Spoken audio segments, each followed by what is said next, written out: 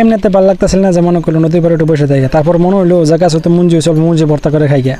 তারপরে বাড়িতে এলাম, দেখলাম প্রচুর রোদ উঠছে, কি বুদ্ধি করুন যা মুঞ্জি পড়া। তারপরে দেখলাম যে তলে হুলা ফুটে রয়েছে, হুলা দিয়ে হাইরিয়া ওর তো বেলেটের দরকার। কি করি, ঘর থেকে গিয়ে হাইরা বেলেট আনলাম। বেলেট আনার পরে খালি হুলা খালি বারে বারে ভাঙ্গা যা। তারপর যা ফাইনালি যা হেরা বেলেটটা লাগাইলাম। লাগাই হেরা মুঞ্জিও গাছও নাই, বেরসাইতে বহুত সময় লাগিয়ে গেতেছে গা। মানে লাস্ট সিজন তো মুঞ্জির সময় গেতেছে গা, কাঠল বড় বড় হয়ে গেতেছে। তারপর তাকায় তোকে দেখলাম যে সাইডে একটা মুঞ্জি পাইলাম, লাস্টে ছোটো মোটো একটা মুঞ্জি পাইলাম। এই দেখুন আপনারা দেখতে পারতেছেন, ছোটো একটা মুঞ্জি পাইলাম। তারপরে গাছের আরেক সাইড দিয়ে আইলাম, দেখি এতে দুই একটা মুঞ্জি ছোটো ছোটো মুঞ্জি আছে, দেখি পারন যায় নাকি।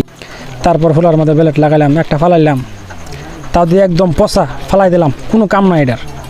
তারপর দেখলাম নিচার মধ্যে একটা ছোটো মোটো আছে, লাভ মারি নিজেই পাইলাম। তারপর আর কি আর গাছও নাই, কী করবো, এই 2-3টা মুঞ্জি পারলাম। বাজার তরফ লুকে তাজা তেঁতুই আনছিলাম, লগে চাট মশলা একটা আনছিলাম। তারপর দরকার পড়লো শুকনা মরিচের, কিন্তু শুকনা মরিচ তো গরম নাই, দেখি না, বিরাট অভাব পড়ে গেছে। কী করবো, বিরসাইতেছে, খুব বিরসাইতেছি।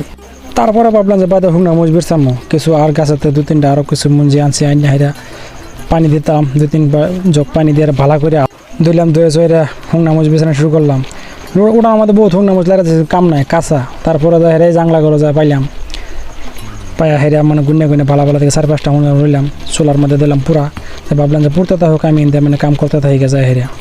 তারপরে করলাম কি, মেন বস্তুটা আনলাম, মঞ্জিরা যারা নাকি মঞ্জিরা পলে আইনা হাইরা। তারপরে কিছু পলা শুরু করলাম। পলার পর কিছু 2-3টা বাইরলো। তারপর করলাম কি, শুকনা মরিচটা চুলার পর বাই করলাম। বাই করে অল্প লবণ দিলাম, লবণ দিয়ে 2টা মাহান মারা শুরু করলাম। তারপরে ভাবলাম দিয়ে সরষা তেল দিয়ে দিই, অল্প পরিমাণ বেশি দিলাম। দিয়ে হাইরা বাজারতে আনাতে তৈরি দিলাম, দিয়ে হাইরা মাহানি শুরু করলাম। মাছ আয়রা তারপর অবশেষে বস্তুটা চাট মশলা মেরে দিলাম। মানানির পর খাইলাম, যে অতিরিক্ত টেস্ট লাগলো আর মজা লাগলো। এখন তো আমার ভিডিও শেষ। যদি ভিডিও ভালো লাগে লাইক করবেন।